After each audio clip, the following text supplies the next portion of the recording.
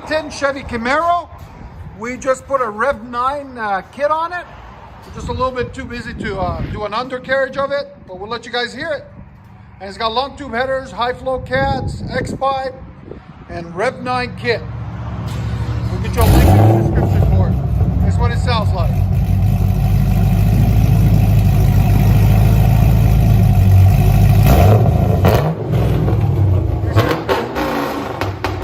You guys can see right at 115.